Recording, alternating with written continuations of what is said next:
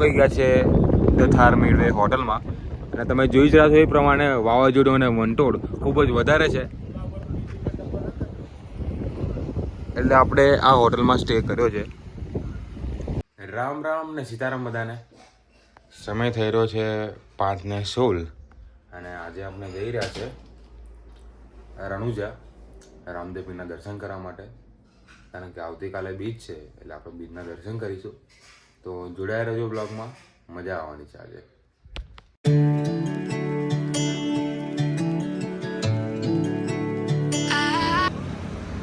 આ છે હિંમતનગર ઈડર હાઈવે અને પહોંચ્યા છે આપણે સર્વોદય હોટલમાં અને હમણાં ચા નાસ્તો કર્યો છે કારણ કે ભૂખ લાગી હતી.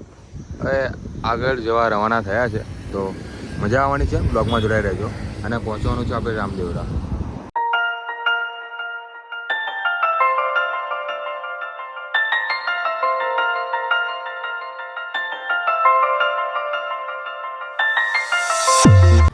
આ છે આબુ રોડ અને જમવાનો સમય થઈ ગયો હતો એટલે આપણે ચોકજી કા ઢાબામાં આપણે જમી લીધું છે અને સરસ એવું જમવાનું મળે છે. તો જ્યારે પણ તમે માઉન્ટ આબુના રોડ પર હોય ત્યાં થોડાક જ અંતરે આ ચોકજીના ઢાબા આવેલો છે, તો અહીંયા જમજો, સારું એવું છે. તો જોડાઈ રહેજો બ્લોગમાં.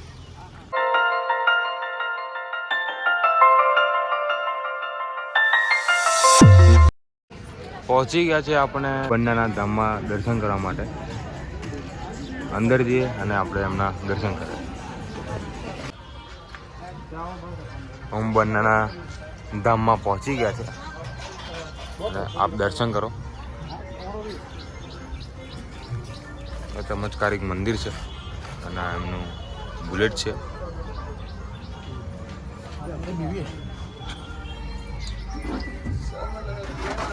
સોશિયલ મીડિયાના માધ્યમ દ્વારા તમને આ ઘટનાઓ તો ખબર જ હશે.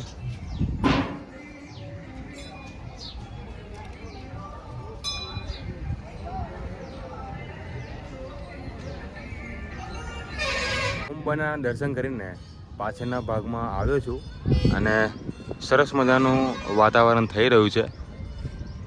જો હવે પહેલાં ચા પીએ, તો ચાલો આપણે ચા પીવા જઈએ પહેલાં, કારણ કે ચા પીવાનો સમય થઈ ગયો છે. તો ચાલો જઈએ. ચા પી લીધી છે. એકદમ ધૂપની અંદર મેઘરાજા વરસી રહ્યા છે અને થોડાક ક્ષણોમાં આપણે પહોંચી રહ્યા છે રામદેવરા. 100-150 કિલોમીટર જેવું રહ્યું છે હજુ તો.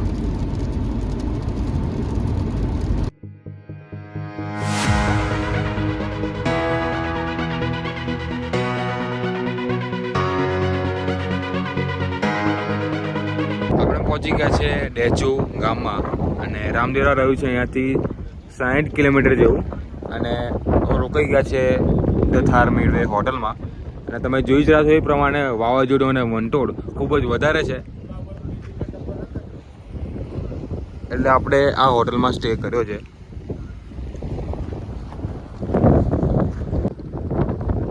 વંટોળ એટલી સ્પીડમાં આવી રહ્યું છે.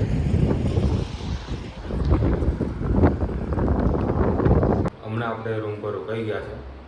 કાલે સવારે વહેલા રામદેવરા જવા માટે રવાના થઈશું આપણે. જો તમને આ વિડીયો ગમે તો લાઈક, શેર અને સબસ્ક્રાઈબ કરી દીધો. ત્યાં સુધી બાય બાય.